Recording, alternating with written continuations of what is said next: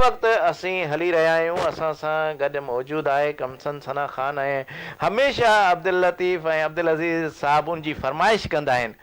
अॼु माशाअल्लाह इनायत भाई माशाअल्लाह कमसन सना ख़ान आहे, लेकिन फरमाइश इन ॿिन्हिनि जवाननि जी आहे। मदीने वारे सरकार जे रोज़े जो दीदार करे आया आहिनि ऐं उहे फरमाइश करनि था माशाअल्लाह। ऐं अल्लाह खां इहा उमेदु आहे त अल्लाह पंहिंजे महबूब जो रोज़ो असां सभिनी खे पंहिंजी अखिड़ियुनि सां ॾेखारे ऐं उन फर्श ते सजदा असांखे कराए जिते महबूब जा कदम उन ज़मीन चुमिया हुया, उते असां सजदा कयूं। छा ॻाल्हि हूंदी। त हाणे असीं हली रहिया आहियूं अली शाह उस्मान ॾे ऐं अली शाह उस्मान खे चवंदासीं त हू छा ॿुधाए थी। अली शाह बेटे छा ॿुधायो पिया जी?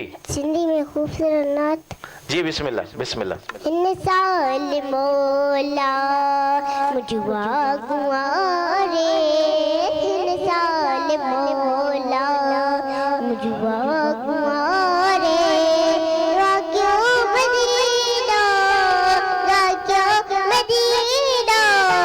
जल्दी निकारे, इन साल मौला मौला इन साल मौला मुझवा गुआरे, इन साल मौला मुझवा गुआरे, मिस्कीना को गालना है लज रखत साई लजपाल आए, लज रखत साई लजपाल आए, कदे न सोहणो दो विसारे, कदे न सोहणो वेंदो विसारे, राक्यो मदीना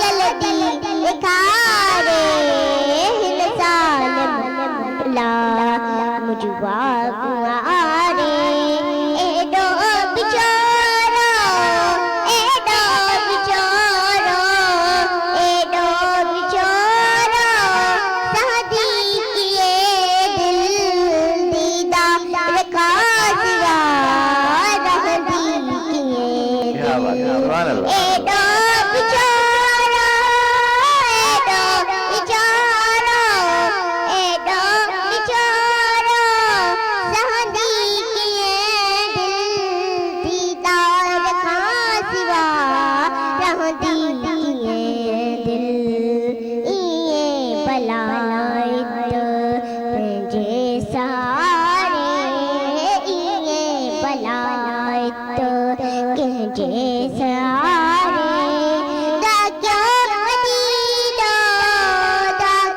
मदीना जल्दी निखारे, हिन साल मौला।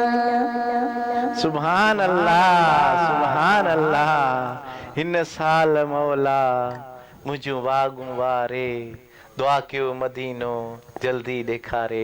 इनायत भाई कीअं लॻो त माशाअल्लाह कमसन सना ख़ान आहे? न माशाअल्लाह हर हवाले से तमाम बेहतरीन आवाज़ ऐं सुर में रचियल आहे जी। अल्लाह करीम इन्हनि खे मज़ीद बरकतूं अता फरमाए। तव्हांजी महिनत आहे माशाअल्लाह माशाअल्लाह, अल्लाहुम्मा ज़िद फज़िद। आमीन। क्या बात है क्या बात है।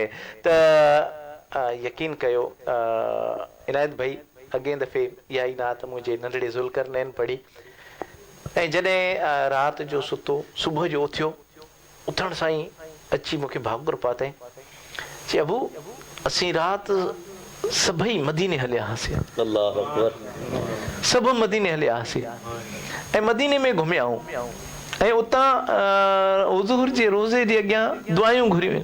उन खां बाद में वरी मक्का मुकरमा हलिया, उते उमरो कयो आहे, उमरो करे सभु उमरा करे ॿ उमरा करे वरी वापसि आया आहियूं पाकिस्तान।